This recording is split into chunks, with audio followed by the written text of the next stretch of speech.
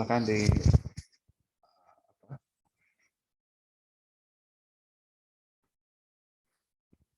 Ya, Assalamualaikum warahmatullahi wabarakatuh. Bismillahirrahmanirrahim.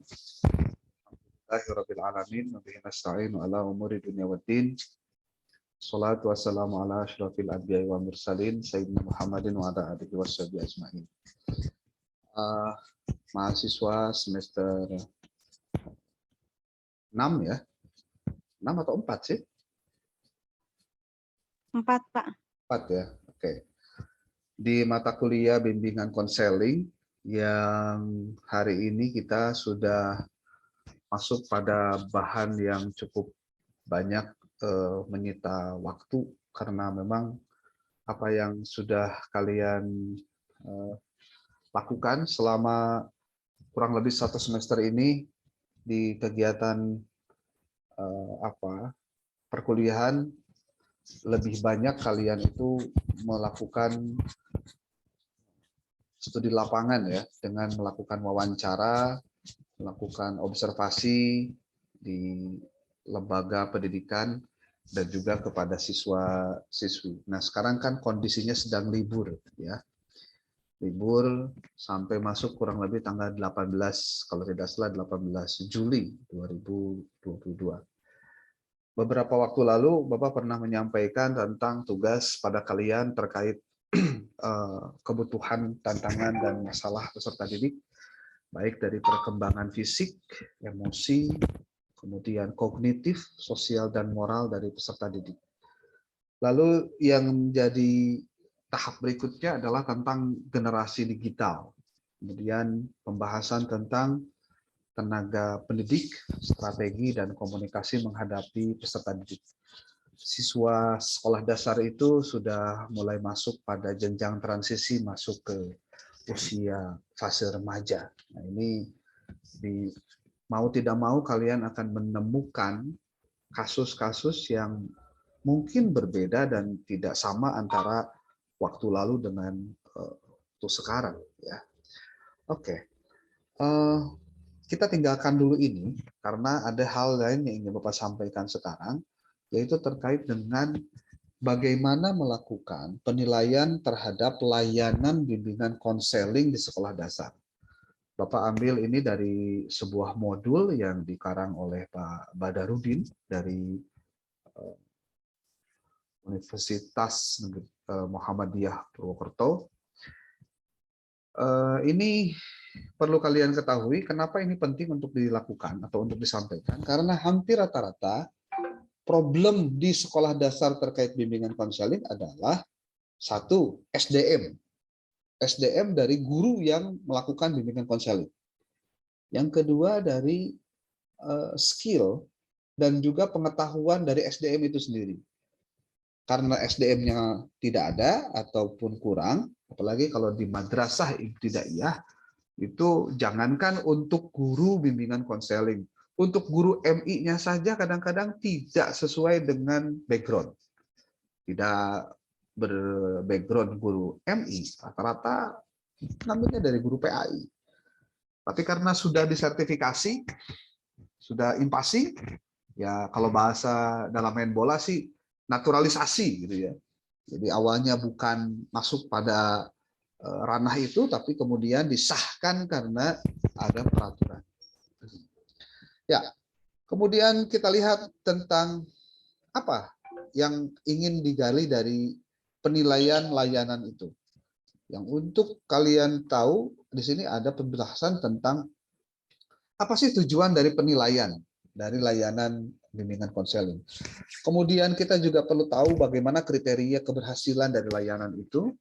Kemudian bagaimana melakukan langkah-langkahnya seperti apa. Kemudian bagaimana pendekatan untuk melakukan penilaian layanan bimbingan konseling. Dan yang terakhir adalah menyusun teknik dan alat penilaian layanan bimbingan konseling. Ini mau tidak mau sebagai seorang calon guru madrasah ibtidaiyah atau guru SD sekalipun harus tahu tentang layanan bimbingan konseling ini, ya. Sekarang pertanyaannya, apa sih tujuan dari layanan bimbingan konseling? Di sini kalian bisa lihat ada sebuah paparan bahwa penilaian bimbingan konseling itu dimaksudkan untuk mengetahui sejauh mana layanan dalam program bimbingan konseling di sekolah dasar telah dilaksanakan dan mencapai hasil yang diharapkan. Ini tujuannya. Jadi pertama ingin tahu bagaimana programnya, yang kedua bagaimana ketercapaian dari hasil yang diharapkan. Tentu hal ini dapat disebut sebagai tujuan umum. Ya, sementara kalau tujuan khususnya, layanan bimbingan konseling di sekolah dasar itu adalah pertama mengungkapkan sejauh mana layanan itu pengumpulan datanya. Nah, kalau kalian nanti Bapak kasih file ini, kalian pasti akan lihat nanti bagaimana tahapan-tahapan, cara-cara, teknik, instrumen seperti apa yang digunakan dalam pengumpulan data sebelum masuk pada layanan bimbingan konseling. Yang kedua, mengungkapkan sejauh mana layanan itu dimanfaatkan datanya tentang diri dan lingkungannya untuk memahami lebih banyak keadaan diri dan lingkungannya. Maksudnya, guru yang menanggung jawabi masalah bimbingan konseling itu ketika dilakukan proses penilaian terhadap layanan, dia harus tahu apakah murid itu telah memanfaatkan data tentang diri dan lingkungannya atau tidak. Sebab jangan-jangan kenapa tidak terjadi perubahan signifikan dari hal-hal negatif atau yang kurang sebelumnya dari siswa jika memang si siswanya tidak memanfaatkan tentang data yang ada dalam dirinya. Yang ketiga, tujuan khususnya adalah layanan ini, penilaian ini adalah mengungkapkan sejauh mana layanan bimbingan karir telah dilaksanakan dan sejauh mana siswa telah memanfaatkannya untuk menunjang kemajuan belajarnya. Kalian harus tahu bahwa problem besar dari siswa ketika dia ada di sekolah adalah menghadapi kesulitan belajar. Kalau siswa menghadapi kesulitan belajar, maka itu akan mengganggu karir pendidikan dia sendiri. Oleh sebab itu, layanan konseling, layanan bimbingan konseling ini, di antara tujuan pokoknya adalah untuk memahami apakah bimbingan karir ini telah mampu menunjang kemajuan belajarnya atau tidak. Yang keempat, mengungkapkan sejauh mana layanan bantuan pemecahan masalah itu telah dilaksanakan. Seperti jenis-jenis masalahnya apa, dan cara penanggulangannya seperti apa, serta seberapa banyak murid yang telah memanfaatkannya. Jadi prinsipnya, layanan konseling ini harus dimanfaatkan oleh siapa? Oleh murid itu sendiri. Kemudian yang kelima, mengungkapkan sejauh mana layanan penempatan dan penyaluran telah dilaksanakan, yaitu meliputi layanan banyaknya yang telah memanfaatkan layanan penempatan dan penyaluran. Pasti ada pertanyaan, Pak, maksudnya layanan penempatan dan penyaluran itu apa? Ya. Istilah penempatan dan penyaluran itu, kalau dipahami dalam konteks bimbingan konseling adalah bahwa apa yang diberikan, solusi yang diberikan untuk masalah tiap individu itu harus sesuai dengan masalah yang ada di individunya. Tidak bisa satu masalah orang yang banyak kemudian dimanfaatkan oleh orang yang lain, itu nggak bisa.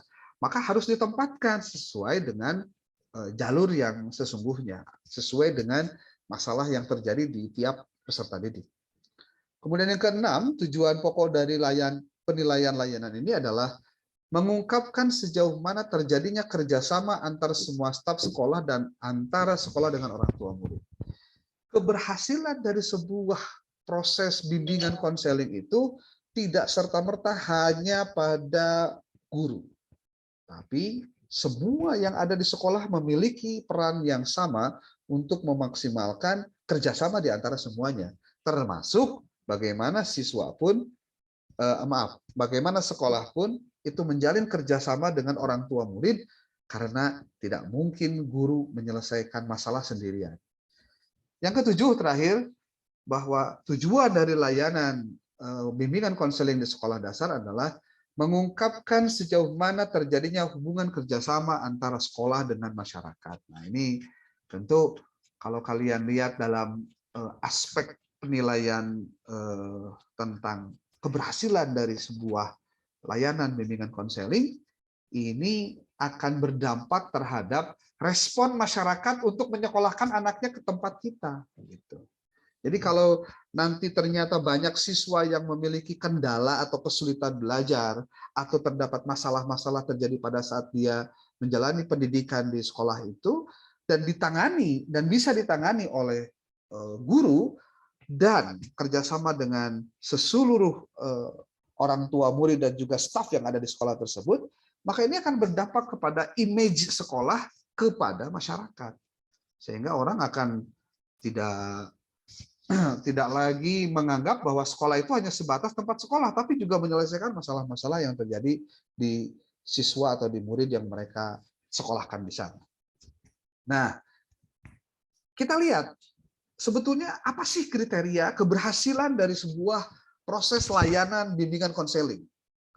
Yang Bapak kemarin sampaikan pada kalian harus berwawancara kepada siswa, kepada guru, kepada orang tua, itu kan sebetulnya menentukan kriterianya seperti apa sih disebut berhasil teh gitu ya. Di sini kita lihat. Pertama, semakin banyak murid yang berhasil dengan baik dalam belajar dan semakin sedikit yang gagal dalam belajar. Tentu ini menjadi ukuran pertama. Kalau misal siswa itu semuanya lulus, wah berarti berhasil tuh. Sekolah bikin mereka tuh mau belajar. Jangan sampai ada siswa yang kemudian dia mundur. Karena apa? Susahlah belajar di sini, ngapain wae, capek ngerjakan tugas wae dan lain-lain, ya. Kemudian yang kedua, ukuran dari keberhasilan layanan itu adalah sebagian besar murid dapat menyesuaikan diri dengan baik dengan tuntutan-tuntutan sekolah, dengan teman-temannya dan juga dengan lingkungan. Nah, tentu ini penting untuk kita coba amati sebetulnya perjalanan dari pendidikan yang selama ini dijalankan oleh kalian ketika jadi guru di sana, apakah banyak siswa yang mau menyesuaikan diri untuk mau belajar atau tidak? Ini menjadi ukuran keberhasilan dari layanan bimbingan konseling. Lalu yang ketiga, sebagian murid memiliki semangat yang tinggi untuk belajar. Ya, pastilah ketika dia bisa menyesuaikan diri, dia pasti punya semangat untuk belajar. Kenapa? Karena dia ketika punya semangat belajar yang tinggi, maka dia akan punya kesempatan untuk tahu dan paham tentang tujuan-tujuan dan cara-cara belajar. Itu udah pasti, ya. Ini tugas kalian ketika ada di sekolah mengajar itu bukan hanya bikin mereka pinter, tapi bikin mereka tahu bagaimana caranya pinter. Ya. Seperti kalau Bapak nyuruh kalian untuk melakukan kegiatan wawancara, observasi, nanya kepada orang tua, pada guru, kepada siswa, itu kan sebetulnya ingin diberikan tentang bagaimana cara yang seharusnya dia lakukan. Kamu lakukan sebagai mahasiswa untuk mendapatkan informasi. Bukan hanya sebatas kamu dapat materinya dari guru saja. Gitu. Kemudian yang keempat, sebagian besar murid telah memahami keadaan diri lingkungannya dengan baik. Nah ini bahasa sederhananya begini, pernah nggak kalian melihat atau merasakan sendiri ada kasus ketika ada seorang murid yang dia tidak pernah tahu siapa dirinya? Maksudnya gimana tidak tahu siapa dirinya? Ya dia tidak bisa mengukur dirinya. Akibatnya apa? Dia seperti kehilangan identitas. Ada orang miskin, tapi karena terobsesi kaya, dia sering hanya berteman dengan orang-orang yang kaya saja. Kan ada begitu. Berarti dia tidak tahu dirinya dan lingkungannya seperti apa. Ibarat cek bahasa Sunda nama bisa ngukur diri gitu. Istilah begitu. Kemudian yang kelima, sebagian besar murid di sekolah telah menghayati fungsi dan peran layanan bimbingan konseling yang diberikan oleh gurunya. Paling tidak begini, ketika ada siswa yang punya masalah di sekolah, seperti kasus adanya bullying atau perundungan, atau bahasa lainnya ya budaknya dipalak gitu oleh temannya yang lain. Ketika anak itu berani mengungkapkan, ngomong kepada gurunya, berarti dia telah tahu bagaimana fungsi gurunya untuk membimbing dia. Jangan sampai ketika ada masalah justru di anaknya cicing gitu. Karena mungkin dia diancam oleh orang yang mengancamnya, awas ya beja mana kok saya dihajar deh. Nah, orang tuh nggak berani ngomong. Nah, kalau ada ada siswa yang dia nggak berani bicara, berarti dia belum memahami fungsi dan peranannya. Ya, peran apa? Peran layanan bimbingan konseling. Kemudian yang keenam, ukuran keberhasilan dari layanan bimbingan konseling adalah adanya hubungan yang harmonis antara murid sesamanya dan antara murid dengan guru. Sudah pasti. Jadi jangan lagi ada siswa-siswa yang merasa dirinya hebat, merasa dirinya lebih daripada orang lain, sehingga dia mampu menindas orang-orang yang lemah. Nah, ini kejadian. Ya. Nah, kemudian yang ketujuh, sebagian besar murid telah memiliki rencana-rencana yang sistematis untuk menyelesaikan tugas sekolah mereka, serta mengetahui cara membuat rencana yang lebih baik. Paling tidak siswa itu tahu, kalau saya sudah beres SD harus ke SMP harus ke SMA, dari SMA harus kuliah, dari kuliah harus A, B, C, D, dan lain-lain. Ketika dia punya rencana yang sistematis begitu, berarti dia harus menyelesaikan tugasnya satu persatu. Beresin PR-nya, beresin tugasnya, ada ulangan harus ngapalkan. Kalau ada yang nggak tahu dia bertanya. Untuk menuntaskan itu, maka dia perlu punya rencana yang strategis. Dan ketika siswa punya rencana-rencana itu adalah salah satu dari indikator keberhasilan layanan bimbingan konseling di sekolah. Wah, ternyata banyak juga nih. Yang kedelapan, adanya hasrat yang lebih besar dari guru untuk memperoleh informasi yang lebih lengkap dan menyeluruh tentang murid-muridnya. Jadi kalau ada guru yang gini, Pak, ini siswa Bapak gimana? Aduh, saya nggak tahu ya, saya nggak pernah. Jadi kalau ada guru di kelasnya sendiri, dia tidak pernah tahu bagaimana kondisi asli dari si siswanya, berarti sebetulnya layanan bimbingan konseling itu belum berhasil. Jadi prinsip dasarnya begini, harusnya semua guru yang ada di lembaga pendidikan itu harus melakukan yang namanya bimbingan konseling. Karena memang tidak ada tenaga khusus bimbingan konseling. Berarti kalau di sekolah dasar, di MI, semua guru adalah guru BK. Kenapa? Karena memang keterbatasan SDM. Maka ketika si guru BK yang itu adalah guru tempatnya dia sendiri, itu tidak ada hasrat untuk lebih tahu tentang muridnya, berarti dia sendiri nggak mau menyelesaikan masalah muridnya sendiri. Jangan sampailah ada siswa yang kemudian diantep ke guruna gara-gara ada sama budak lagi berdegong contohnya. Kita hanya bisa nyebut nyalahkan budak gitu. Jangan-jangan kesalahannya bukan di siswa loh, tapi di gurunya sendiri yang punya hasrat untuk mengetahui lebih banyak tentang apa yang seharusnya dia tahu dari murid-muridnya. Nah, kemudian yang ke-9, sebagian besar murid telah mendapat layanan penempatan dan penyaluran yang sesuai dengan sifat pribadi dan yang dimilikinya. Jadi, guru melakukan treatment kepada siswa, tiap siswa itu sesuai dengan sifat dan karakter pribadinya masing-masing. Berarti, ketika itu dilakukan, berarti si siswa itu sudah mendapatkan layanan yang menempatkan dirinya dengan saluran yang benar. Yang ke-10, siswa semakin meningkatnya hubungan kerjasama antara sekolah dengan orang tua murid dalam membina mengembangkan pribadi murid. Indikatornya apa? Kalau kalian mau tahu, ketika orang tua diminta hadir datang ke sekolah, dia datang. Ketika orang tua diminta hadir ke sekolah untuk rapat, hadir. Itu cirinya apa? Menunjukkan bahwa tingkat hubungan kerjasama antara sekolah dengan orang tua murid itu baik. Gitu. Yang ke-11, semakin banyak warga masyarakat yang menyadari ada dan pentingnya layanan bimbingan konseling bagi murid, baik di sekolah maupun di luar sekolah. Itu biasanya kan ya jeleknya di kita kadang-kadang upaya penanggulangan itu ketika terjadi masalah.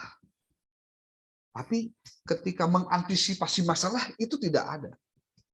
Makanya mungkin ke depan kalau kalian nanti mengajar di sekolah dasar atau di MI, hati-hati. Lebih mudah sebetulnya mencegah daripada setelah kejadian baru dilakukan proses penanganan. Ya. Yang ke-12, semakin banyak murid dan warga masyarakat lainnya yang meminta jasa layanan bimbingan konseling. Jadi kalau misalkan orang tua ataupun masyarakat datang ke sekolah, yang minta bantuan sekolah menyelesaikan masalah budakna, itu cirinya bahwa layanan keberhasilan layanan konselingnya berhasil. Kemudian yang ke-13, semakin sedikit murid-murid yang melakukan tindakan indisipliner. Ya, maksudnya bukan tidak ada 100% loh siswa yang indisipliner itu, tapi minimal jumlahnya selalu berkurang. Dan terakhir, ini yang paling penting dari semuanya adalah semakin sedikitnya siswa yang putus sekolah. Kalau siswa tidak melanjutkan sekolah, berarti ada sesuatu yang keliru dalam hal layanan bimbingan konseling. Walaupun tidak 100% layanan konseling lah yang menjadi faktor yang membuat siswa putus sekolah. Itu hal-hal yang terkait dengan apa? Dengan masalah keberhasilan, ukuran keberhasilan dari sebuah layanan bimbingan konseling di sekolah. Dimulai dari makin meningkatnya animo siswa untuk betul-betul belajar sampai akhirnya makin sedikitnya siswa yang putus sekolah. Ya. Oke, sebelum dilanjut, ada yang mau disampaikan dulu, silakan.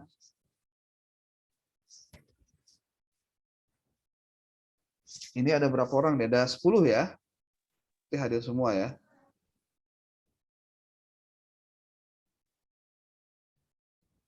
Oke, ada yang mau ditanyakan? Silakan.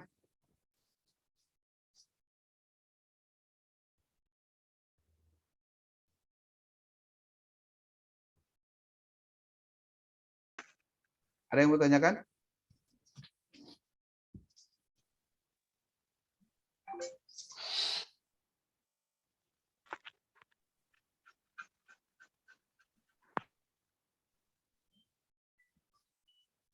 Oke, sebentar, ada telepon dulu ya. Sebentar.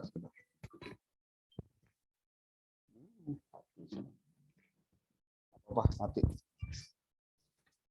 Oke, kalau belum ada, nanti kita lanjutkan setelah paparan Bapak yang kedua ya. Tentang bagaimana prinsip penilaian layanan bimbingan konseling. Jadi maksudnya gini, bab ini bercerita tentang bagaimana caranya kita mengukur tentang layanan bimbingan konseling kita. Berhasilkah atau tidak? Atau mungkin bukan masalah berhasil atau tidak. Jangan-jangan kita tidak tahu indikator keberhasilan dari sebuah layanan bimbingan konseling. Atau karena kita tidak tahu saja prinsip-prinsip yang harusnya ditegakkan dalam melakukan penilaian dalam konseling itu. Atau lagi ada yang ketiga, jangan-jangan kita tidak tahu bagaimana teknik-teknik dalam melakukan penilaian terhadap layanan bimbingan konseling. Nah, makanya hal inilah yang kita akan bahas dan disampaikan pada kesempatan kali ini. Oke. Prinsip pertama tentang dari layanan ini adalah bahwa penilaian yang efektif itu selalu menghendaki adanya tujuan yang jelas. Tujuan yang jelas ini dalam rangka apa? Harus dinyatakan dengan istilah yang dapat diukur. Bahasa lainnya harus operasional. Ya, misalnya, berapa kali layanan BK itu diberikan? Berapa orang banyak siswa yang mendapatkan layanan BK? Kemudian juga murid yang telah diberikan layanan BK itu bagaimana keberhasilannya? Nah, itu adalah ukuran-ukuran yang harusnya dijadikan sebagai tujuan yang jelas dari penilaian yang efektif tentang bimbingan konseling. Yang kedua, setelah tujuan, yang harus jelas apa lagi? Kriteria yang jelas. Maksudnya kriteria apa? Di sini ada penjelasan. Untuk menyatakan apakah suatu layanan bimbingan konseling itu berhasil atau tidak, harus ditetapkan kriteria. Kriteria itu lazimnya dinyatakan dalam bentuk jumlah, persentase.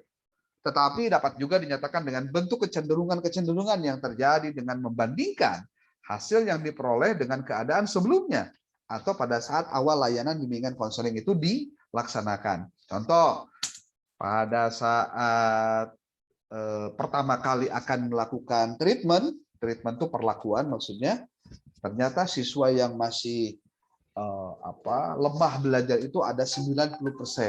Pas kalian lakukan layanan, ternyata naik tuh. Ternyata jadi yang masalah dari sisi pembelajaran itu berkurang menjadi 70%. Berarti yang 20% kan kenaikan gitu, ya. Yang ketiga, selain tadi tujuan dengan kriteria, bahwa hasil dari pelayanan bimbingan konseling harus dapat memberikan sumbangan yang berarti bagi usaha perbaikan dan penyempurnaan layanan BK di sekolah. Kalau ternyata adanya BK tidak mengubah apapun ya terserah kene. Contoh, jumlah siswa gitu-gitu kene, masalah yang drop out gitu-gitu kan, malah yang terjadi justru ada juga siswa yang bertambah yang melakukan tindakan indisipliner. Nah, ini kan juga jadi problem. Ya.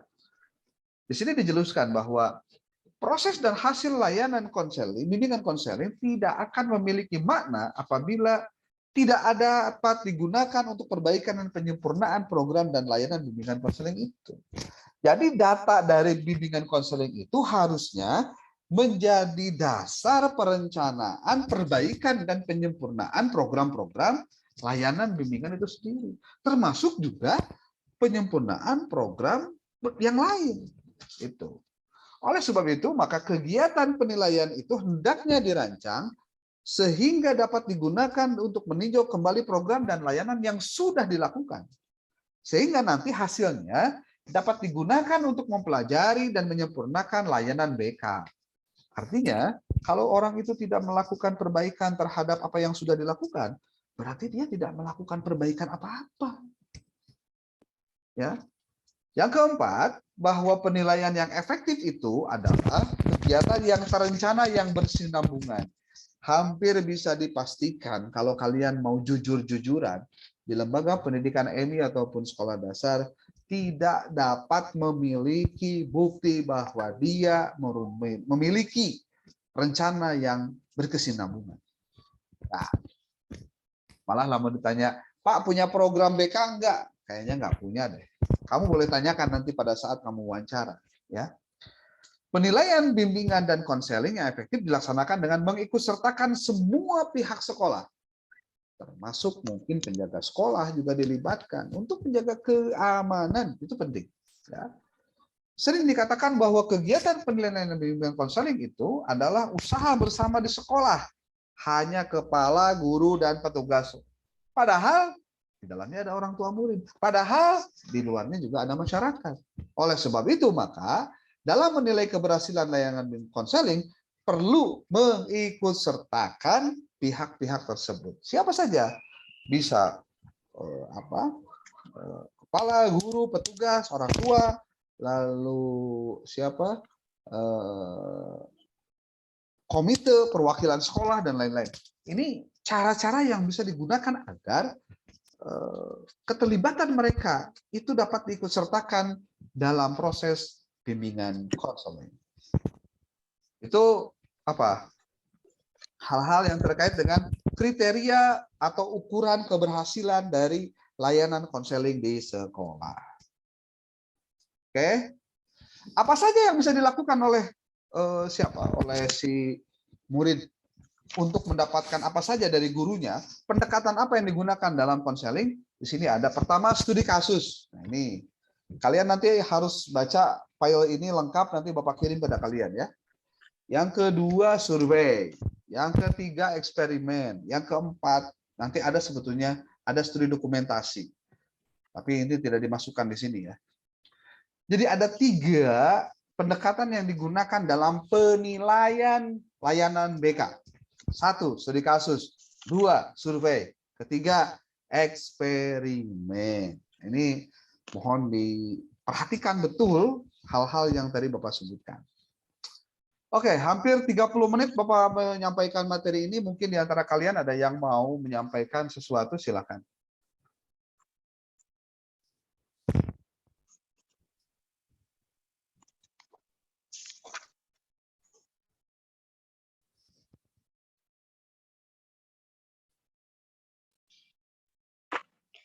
Bapak izin bertanya. Ya. Lalu bagaimana Bapak bila ada orang tua yang menitipkan anak sepenuhnya ke sekolah, namun pengawasan terhadap orang tuanya di rumah seperti dibiarkan saja gitu, di rumahnya misalnya bebas bermain handphone atau mungkin bebas bergaul dengan siapapun, namun di sekolah orang tua menuntut anaknya baik gitu. Ya harus disampaikan juga ke orang tuanya. Jadi bahwa apa yang diajarkan di sekolah itu harus relevan dengan apa yang diterima oleh anak ketika di rumah. Nggak bisa kamu hanya bisa menuntut sekolah untuk bikin anaknya bager, soleh, berakhlak gitu, tapi di rumahnya dia tidak sesuai dengan yang dilakukan di sekolah. Disinilah pentingnya orang tua itu disampaikan tentang ilmu-ilmu parenting. Jadi salah satu cara supaya membuat si orang tua sadar itu, coba orang tua hadirkan pada sebuah kegiatan seperti hanya seminar parenting lah. Biasanya kalau mau yang melakukan itu adalah komite sekolah. Jadi komite sekolah kerjasama dengan sekolah melakukan kegiatan seminar parenting. Di situ si orang tua jadi belajar tentang bagaimana cara ngurus anak. Bagaimana si orang tua harus belajar gimana caranya ngedidik anak. Yang mungkin dia tidak dapatkan pada saat dia menjadi belajar gitu, ya. Tapi pada saat dia ikut parenting itu, oh, ini kudu kieu. Gitu aja sih, ya. Jadi prinsipnya kamu harus ngobrol ke orang tua tersebut bahwa guru di sekolah itu bukan Superman. Dia nggak bisa ngerubah simsalabim ada kedabra, nggak bisa. Kenapa kemudian si orang tua itu perlu memahami tujuan dan juga perilaku guru? Ya karena yang kita didik manusia, bukan hewan.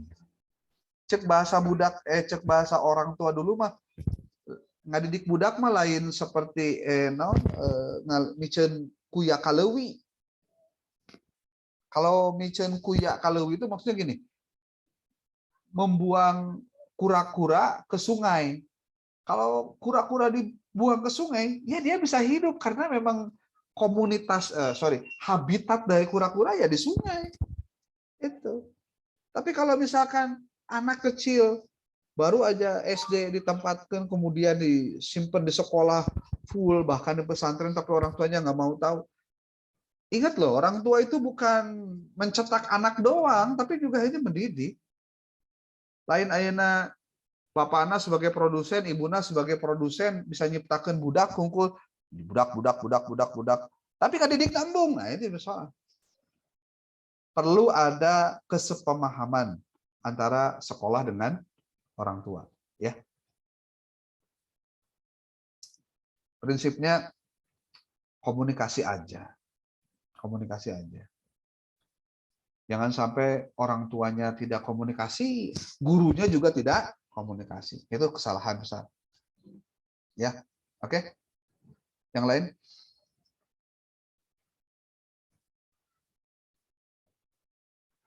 Ada lagi? Sudah dicatat ya, hal-hal pentingnya apa saja. Nah, terakhir dari Bapak, menjelang 40 menit sampai dengan 40 menit nanti. Ini yang Bapak ingin sampaikan pada kalian tentang bagaimana teknik dan alat penilaian layanan bimbingan konseling. Ini nih.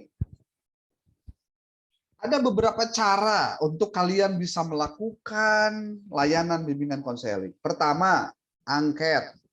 Kedua, observasi. Ketiga, wawancara. Yang keempat, sosiometri. Nah, ini. Caranya kayak gimana? Ini caranya. Tuh. Jadi kalau kamu nanti melakukan pertanyaan kepada murid, ya, pada saat kamu wawancara, pakailah seperti ini. Bikin daftarnya dulu. Adakah kamu menerima bantuan dari gurumu dalam membuat rencana belajarmu? Ya atau tidak? Gitu. Atau tidak tahu? Jawabannya gitu. Adakah gurumu membantu kamu tentang cara-cara belajar yang baik? Ya atau tidak? Ya itu kan bisa ketahuan. Terus gitu tuh. Ada pertanyaan-pertanyaan begini. Di sekolah saya menerima bantuan dari dalam hal berikut, mendapat keterangan tentang kesempatan dan ketentuan kerja. Ya kalau SD mah bukan kerja lah ya. Tidak ada, sedikit, banyak.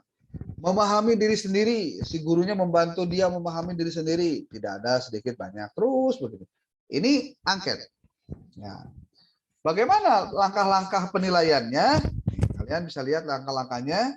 Penentuan tujuan yang hendak dinilai. Menyusun alat penilaiannya, lalu pelaksanaan penilaiannya seperti apa, lalu penggunaan hasil-hasil penilaiannya. Nah ini adalah hal-hal yang dapat dimanfaatkan oleh guru pada saat dia ingin mengetahui apakah layanan konseling, bimbingan konselingnya itu berhasil atau tidak. Prinsipnya nanti Bapak akan sampaikan ini pada kalian semua. Silahkan baca dari awal sampai akhir materi-materi ini. Mudah-mudahan nanti materi ini akan memberikan bantuan pada kalian untuk bisa memahami materi yang lainnya dengan sebaik-baiknya. Oke. Itu jiwa ya, jiwa. Ini gelap gitu, jiwa, hidung gitu, gelembeng. Pakai itu tuh apa? Lampu itu, ya. Kayak di ruang interogasi gitu. Oke. Kalau ada yang mau disampaikan silakan. Masih ada waktu 10 menit.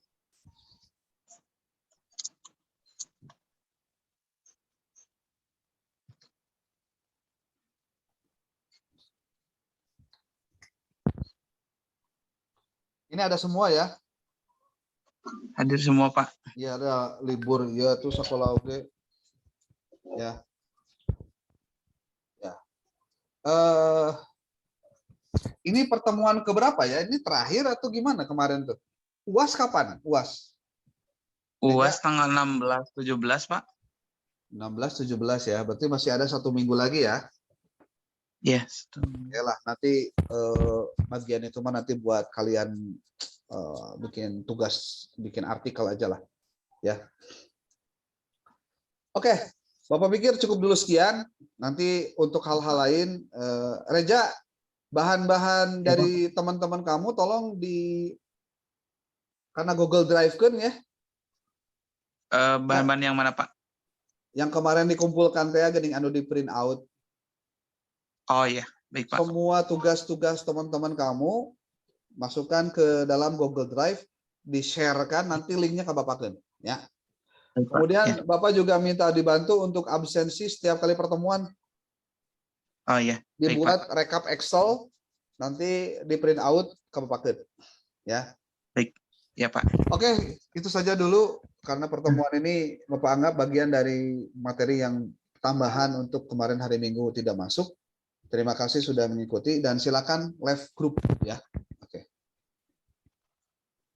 Terima kasih Pak. Ayo.